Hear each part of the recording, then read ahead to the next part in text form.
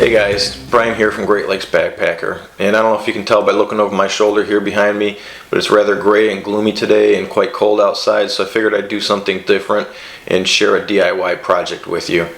And what I'm about to show you is something I found on the internet several years ago. I don't even remember where I found it, but I thought it was something unique. So that's what we're going to do today. Okay, so what is this project? Well, it's going to be how to make one of these. And what is this? Well, basically it's just a small container that you can make out of some stuff you probably got laying around at your house already. And you could use it on a backpacking trip for storing small items, maybe even a fishing trip, or maybe it's just a project you want to do with one of your younger children just to have something to do on a miserable day like this. So, now that we know what it is, let me show you what we're going to need. Okay, so what you see now is everything that you're going to need to do this little project. And I'll start off here on this side right here. I'm going to use two 2-liter bottles. I just happen to like Mountain Dew, so those are the bottles I've got here. Okay, then we're going to need a hacksaw or some other type of blade that you can use to cut the 2 liters. You're also going to need some sandpaper or some kind of abrasive material, maybe a polishing wheel. You're going to need some kind of epoxy. I just happen to be using something called J-B Weld. I've used this for years. I found it really works well and it's strong. And something to put your epoxy on, and I'm using a toothpick here to mix the two parts of the epoxy together. And you're also going to need a marker, some scissors, and these are going to be optional. I'll explain that when we get to it.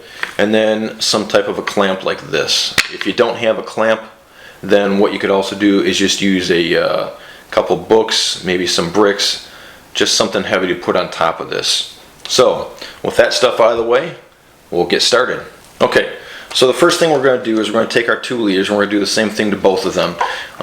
As you can tell, there's a lip right here, and we're going to cut the bottles right at those points. So let me start off by doing that. I'm going to use my hacksaw for that.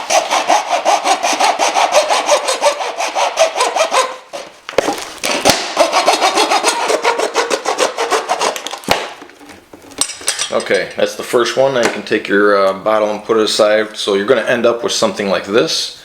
And it's a little bit rough, but that's what we're going to use the sandpaper for. So let me do the second one.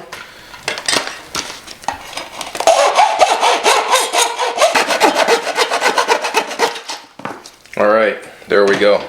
So now that we've got both of these done, what I'm going to do is I'm just going to take these little rings off of both of them. Now this isn't something that you need to do, it's just something that I prefer to do, just to get it out of the way.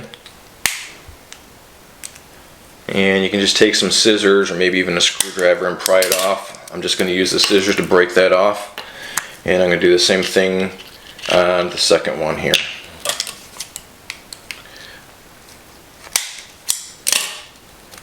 Okay, so now that we got that, we should have something that looks like this. And now what we're going to do, we need to clean up the edges of these, so that's what we're going to use the sandpaper for. Okay, now that we've got them cut, we want to clean up the bottoms so it's nice and smooth and they're flat. So I'm just going to use a piece of sandpaper, and there's not much explanation of this. You just kind of have to rub this back and forth until you can get the whole thing smoothed out and even. And you may even want to break off the little bits of plastic that form on the inside of the rim here, just to kind of clean it up a little bit. Okay. As you can see, this actually looks pretty good. That's kind of what you want it to look like, so we'll do the second one now. And there you go. Just kind of clean up the inside edge here.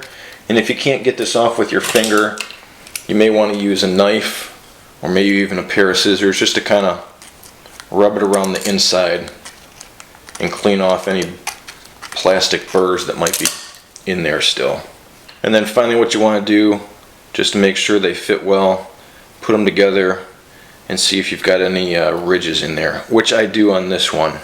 As you can tell, there's a little bit of a lip here. So I'm going to finish working on this and get it smoothed off so that these things actually fit nicely together, and I'll be back when I'm done with that. Okay, so we're back now, and I'm just going to clean these up a little bit. And what I did off camera was, one of these had a lip on here that was a little bit too big to sand down with the sandpaper. So what I find helpful is to take this outside, put it on the cement, and just rub it around in circles or back and forth on the cement. That seems to be a little bit more abrasive than the sandpaper, and that wears the little ridge down quite a bit. So as you can tell, you want it to look like this all the way around. You don't want it where there's a lip on the inside and you have it separated. You want it as flat as you can get it, and this actually looks pretty good. And now that it's all cleaned up, we'll move on to the next step. Okay, so the next step in the process is to take these two pieces and epoxy them together, and that's what the original design called for. However, when I was making this the first time, I thought, well, what if I don't want one container? What if I want a single container with two sides to it? So I'm going to show you that step. It's an option for you. If you don't want to do it, not a big deal, you just skip this part, but I'm going to show you before we actually put the epoxy on and put it together. Okay, so for this optional step, what we're going to do is we're going to take this bottle and we're going to cut a piece of plastic out of there, make it into a circle to put between these two things when we epoxy them. And what that's going to do is it's going to give you a divider in the middle, so you'll actually have two different compartments in this one container. So let me show you how to do that.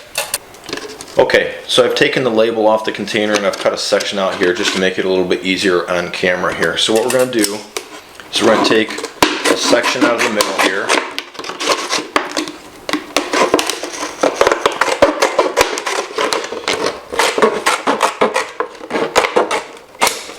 and we can get rid of this. And now what we're going to do is we're going to use this as a template to draw our circle. So we're just going to do this. We're going to mark our circle around the edge, and now what we're going to do is we're going to cut out the circle. So we'll just take our scissors and we'll cut this out. So now what this is going to be, this is going to be the divider between the two halves, and it'll actually give you two compartments in the container when you're done. And if you cut it out right on the black line like that, you're actually going to have a little bit of excess hanging over the edge when you're done, but it's not hard to clean it up. You just take some kind of a razor or some sandpaper and you can just file down or cut down this lip that hangs over. But what you're going to do with this is you're going to put some epoxy on both sides here, and then you're going to take this piece of plastic, put it in the middle, and then you're going to put it together like this, and then you're going to use the clamp to hold it together until it dries. And like I said previously, if you don't have clamps, what you can do is just set this on a hard surface and then put something heavy on top just to hold it in place until the epoxy dries. And typically you want to wait for about 24 hours for the epoxy to dry, but just check your directions, it may be different. So for this demonstration, I'm not going to use this divider, so I'm just going to put that aside for right now, and we'll move on to the next step. Okay, so for the next step, what we're going to do is we're going to mix our epoxy together, and you just normally use equal parts of the epoxy. And like I said, for this I'm using J-B Weld. You can find this at any hardware store or an automotive parts store, and I've used this stuff for years for all kinds of applications. It really works well, it's easy to work with. And so take your equal parts, put it on something you don't care to pitch after you're done, because it's going to get gooey. And then you're just going to mix the two parts together till it's mixed up and you see a nice dark gray. Just like this. Okay, so now we're going to take and put a little bit around the perimeter on each of our pieces, and then we'll clamp them together. Now you don't necessarily need a lot, because it's just going to cause problems for you if it oozes out into the middle of the container. you'll have to try and clean it up or shave off the excess that oozes out the edge on the outside here. So you really don't need a whole lot.